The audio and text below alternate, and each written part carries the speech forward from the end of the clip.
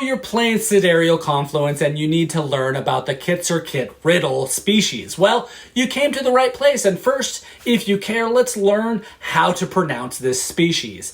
Kit like a baby fox, Zer like sir but with a Z, Kit again, and then Rittle like riddle but with T's. Kit-Zer-Kit-Rittle. Second, you need to know this is a game of compounded interest. Don't invest so hard in technology and upgrades that you leave yourself without resources, because resources are what you need for future turns. So let's read the background of this faction.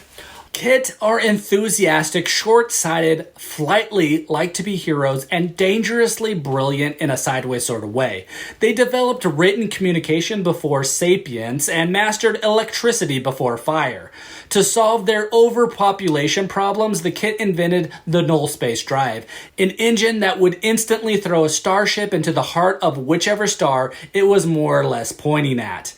They then intentionally broke it so the ship would miss the star by enough to be safe-ish, and they were poised to colonize the galaxy when all of their starships started failing to jump. Their confluence? A few dozen years later, the Fateron introduced themselves, and the Kit immediately and correctly concluded that they had sabotaged the null space drives. And yet, the Fateron offered them a place in a growing society of aliens poised to explore the galaxy. Frustration with the Fateron's actions fled in flight of the opportunity to interact with so many new species and discover so much about aliens, physics, and the universe as a whole. The future is in chaotic flux, and it is awesome. All starting Kit converters are split over 2 cards, unique to this species. These cards cannot be split up or rearranged with other cards, but each card in a pair can be upgraded independently. Also, Kit are the only ones with a deck of null space colonies, which they get to colonize during the trade phase. You do this by running the converters shown on the top of these cards. It has a purple arrow, so it can be done during the trade phase. And these converters only output these null space colonies.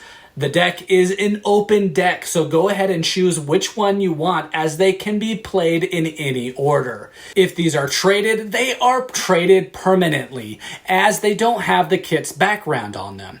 And if used to input by a converter, it will be removed from the game instead of placing it under the colony deck. Kit can have any number of colonies, and they always win colony bid ties, as if they had fewer colonies than the other players. And they also have a tiebreaker value of infinity, meaning if all else is equal, they win the tie. This is a faction for those who want to play a flexible game. They ask one thing for you to do, which is get 5 green cubes, which represents food. You need this so you can keep expansive diffusion running. So don't let your people starve.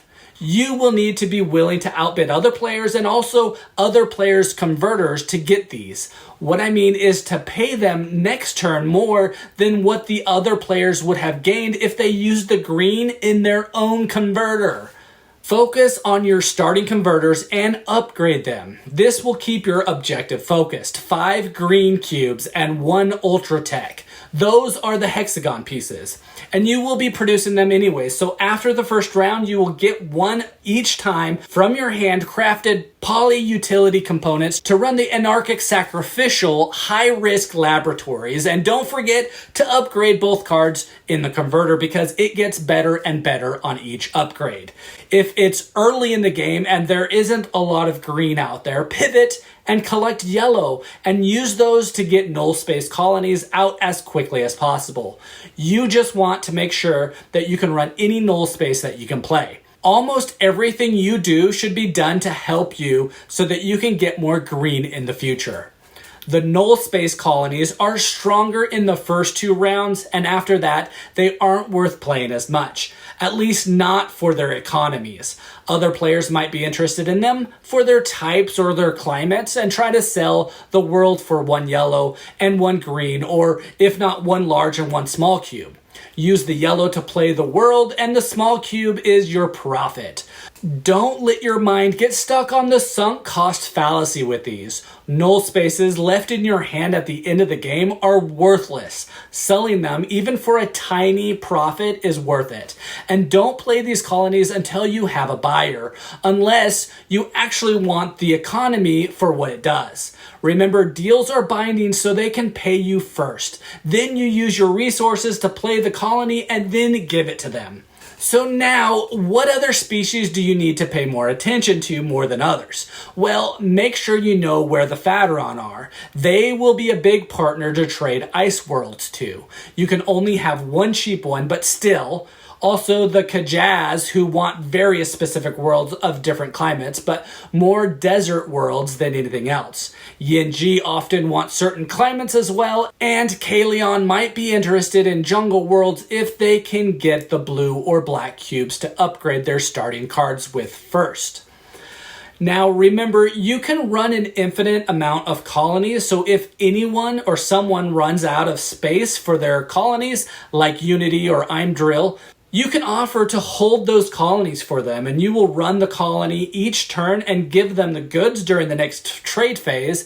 And similar to the null space colonies, you don't need much profit for this to be worthwhile. And by all means, if you can talk someone into getting more profit out of it, go ahead and do it. But you can sell this ability cheap. I'm Drill also will want black cubes, so maybe trade them for your null spaces that produce black. Same with the Kalion, except they want blue cubes. One big rule you need to know for this game, everything is for sale. Again, focus on getting 5 greens each turn. First 2 rounds you can focus on null spaces, but later you can trade them away for more greens or other things. And use your unlimited colony ability for possible trades as well. And well, that's the kit. If you have any more ideas or recommendations on how to play with this species, please comment below. We would love to read and see what you have to say. Again, this is Board Game Brody, and I hope you enjoyed this video. Stick around and check out some other board game reviews to see what you might want to get to the table.